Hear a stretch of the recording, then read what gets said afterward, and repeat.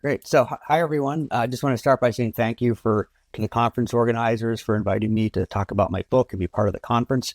Let me start just maybe a little bit of background, like why write a book on this topic. So, as background, shareholder capitalism, it's the underlying theme in most university finance courses. So, if you take a corporate finance course, we might start off by telling you that the goal of the firm is to maximize shareholder value. Of course, that's supposed to be done while obeying all laws and regulations, no fraud or deception. But we usually start by telling students as an assumption the goal is to maximize shareholder value. And then we develop several analytical tools which help managers figure out if they're actually achieving that goal or not. What we don't do much though, is talk about what does that mean for other stakeholders and for the rest of society. So if the goal is to maximize shareholder value, what does that mean for everyone else who isn't a shareholder? How does that leave them? And because we don't talk about that much, a void was created. And that void, in my opinion, was filled by inaccurate answers that mischaracterize shareholder capitalism. At the same time, there's been an increased, kind of enthusiasm for proposed substitutes like ESG that encourage firms to pursue various social and environmental causes. And I believe these have their own problems and they don't come as advertised. And so I wrote this book to address all of that. And the book was written for everyone. It's non-technical. You don't need a business or finance background to understand anything in the book. And I should also say most of what I'll say applies to all businesses. So, of course, corporations have shareholders, but a business doesn't have to be a corporation. It could be a partnership, a sole proprietorship. So really most of what I say in this talk here and in the book would apply to any type of business, regardless if it's a corporation or not.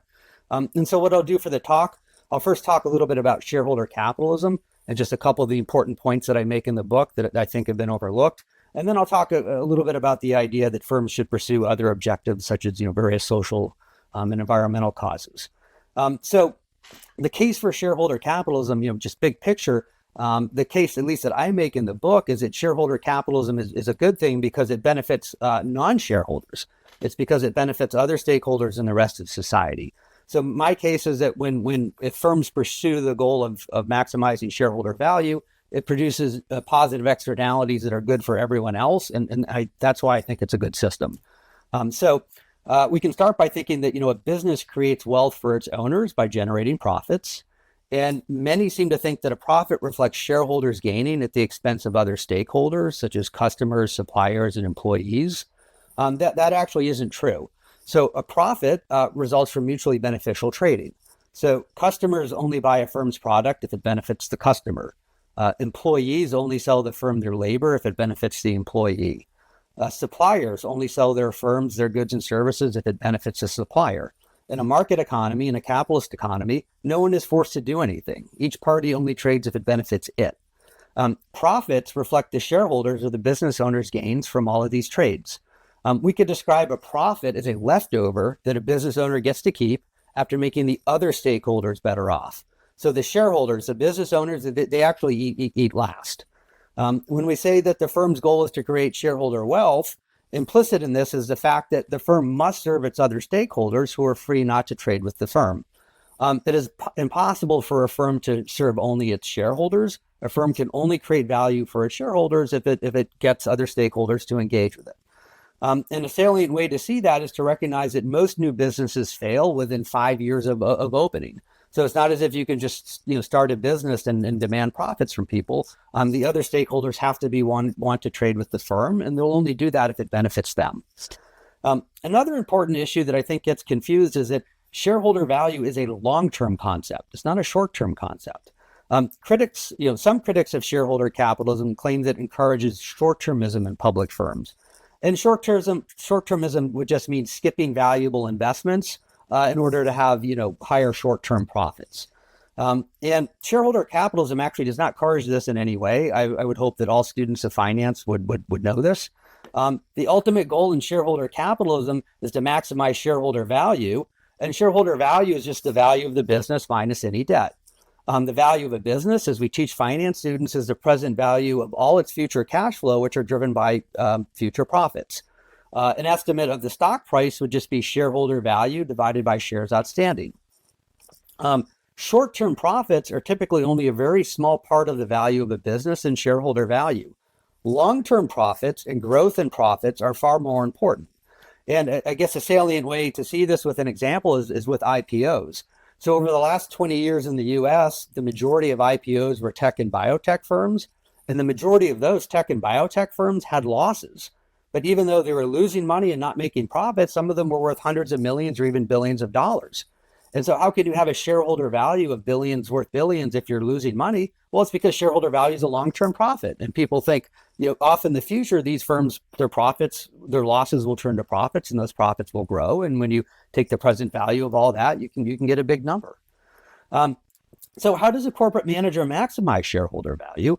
Well, they do so by maximizing the value of the business. And as I said, that's largely driven by future profits. And you do so by making investments where the future profits exceed the cost. And we even have a word for those. It's called positive net present value or positive NPV investments. So maximizing shareholder value, you must play a long game. It's not a short game. And it's very common for firms to make investments that lower current profits but increase shareholder value. Any basic finance class would teach students examples like this. One salient example is like we could look at Pfizer in 2023. Pfizer invested $10 billion in R&D in 2023. That investment certainly made their profits lower by billions of dollars, but I would bet it made its shareholder value and its stock price higher because investors recognize that those investments are going to create profits in the future, and those profits, their present value is probably much greater than the $10 billion that Pfizer invested. So how do things look at the economy level? What if we have an economy full of firms trying to maximize shareholder value? What does that look like? So the overarching problem of any economy is how to best use scarce resources with alternative uses. So what goods and services should we make and in what quantities? And then just as importantly, what goods and services should we not make? And profits, especially profits over the long run, give us the answer to that. So a profit reflects what consumers are willing to pay for a good or service, less the cost of that good or service. A profit means that the value of what a firm created is greater than the value of the resources that it used. When firms make a profit, the economy grows and society gets better off. When firms are governed by profit seeking, society has a de facto rule which says only use resources to create goods and services that are more valuable than the resources being used. So profits, I would argue, are perhaps the best way to measure whether a firm creates value for society, or at least one very good way. And as I mentioned, it's okay, like with these IPOs, to have losses in the short run. But if in the long run, a firm can't create profits, it's actually not only making its shareholders poorer, but it's harming the rest of society. So as a thought experiment, imagine if every firm strived for long run losses instead of profits. So losses mean firms use resources that society places a high value on, and they create goods and services that society places a low value on. That makes the shareholders poorer, but it also makes everyone else poorer. If enough firms did that for a long enough period of time, we'd all go back to living in poverty. So now I want to switch gears and I want to discuss the idea that firms, instead of just pursuing shareholder value, they should, pursue various corporate social responsibility objectives. So I think the first issue with that, I'll just pose a question: who gets to decide what's socially responsible? Who gets to decide what are worthy social and environmental causes to pursue? These are very subjective questions. There's not an objective answer to these subjective questions. People can and do have very different views on what constitutes sound social and environmental policy. After all, that's why we have elections and very contested elections. We don't all agree on these things. It's important to keep in mind, society does not issue an ESG rating. What an ESG rating reflects is the ideological views of the institutions, the persons working at these institutions that issued the ratings. And even among different ESG ratings, they can be very different for a particular firm. There's even a study on this, that when different ESG ratings from different ESG ratings firms can be very different for the same company. And that's not surprising because ESG, it's not an objective metric. It's a subjective metric, and people can have different views on what are good social and environmental policies. So labels such as socially responsible, and I would argue sustainable too, these labels and ratings like ESG, they reflect what labelers like and dislike. They don't reflect society's preferences, and they don't reflect some greater underlying economic reality that everyone's overlooking. I could invent my own rating tomorrow, and it would be no less valid than the existing ones out there. In practice, the labels and ratings tend to promote causes that progressives favor. I don't argue in the book, and I won't now, that these are good or bad causes, but these causes are highly ideological and they're highly partisan. If a business wants to pursue an ideological cause, let's just say like a private corporation, I think that's fine, or a private individual. But with a publicly traded corporation, when corporate managers use the resources to pursue ideological causes, I mean, clearly many of the shareholders won't agree with those causes, yet they're being forced to contribute to it. Now, I want to talk a little bit about the idea of using corporate social responsibility, or ESG. They're sometimes promoted, and I hear this in academia a lot, as a correction for a regulatory failure. So, it's a regulatory failure. So, let's say when a business is operating, businesses can create externalities like pollution, and we hope then that governments can come in and issue regulations to kind of limit those negative externalities that can harm other people. But, governments don't do things perfectly. Regulations don't work all the time. And so the argument is, well, something like ESG can come in and be a bit of a de facto regulation and make up for the regulatory failure of government. So where I would push back on that, I would say if something is not regulated, it's probably because most people don't want it to be. Just because you or I think something should be regulated and it isn't, doesn't mean there's a regulatory failure. It might just mean other people don't think the same way we do. So we could also ask, is it really difficult to regulate? I mean, maybe governments want to regulate things and it's very hard to do. So in the US, our federal code of regulation is over 100 million words. It would take someone over 3 years to read it. George Mason University created a computer algorithm that reads through the whole federal code and estimates how many rules and restrictions in it. According to them, there's over 1 million rules and restrictions in the US federal code. The agency that issues the most rules and restrictions is the Environmental Protection Agency. It's issued over 170,000 rules and restrictions, and it's been adding on average 3,000 new rules and restrictions every year since the EPA came into existence back in 1970. The New York Times once used this George Mason algorithm in 2017 for an article, and they just asked, how many rules and restrictions does an apple orchard have to follow in the US federal code? Just an apple orchard. And the answer they came up with was more than 12,000. More than 12,000 rules and restrictions in the federal code that apply to an apple orchard.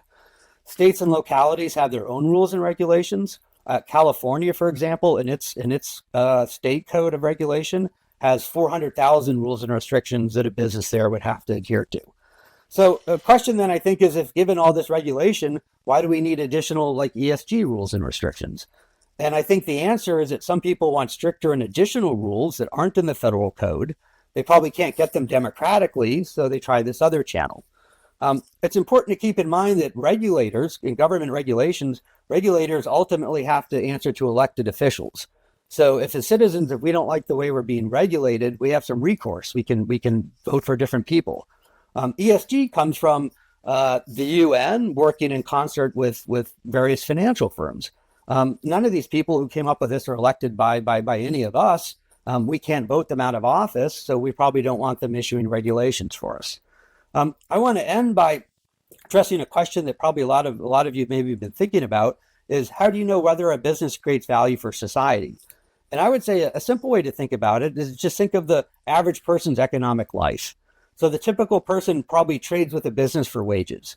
They give their labor, the business gives them a wage. They then take those wages to trade with other businesses for all their necessities, for food, for shelter, for clothing, computer, travel, everything. Those trades all make the individual better off, or they don't continue doing them. And I would also point out that without all this trading, if all these businesses just disappear tomorrow, we'd all be living in poverty. If we look at rich countries tend to have lots of businesses with lots of this trading going on. Poor countries have a lack of it. This mutual beneficial trading that goes on between businesses and stakeholders is the social value that a business creates.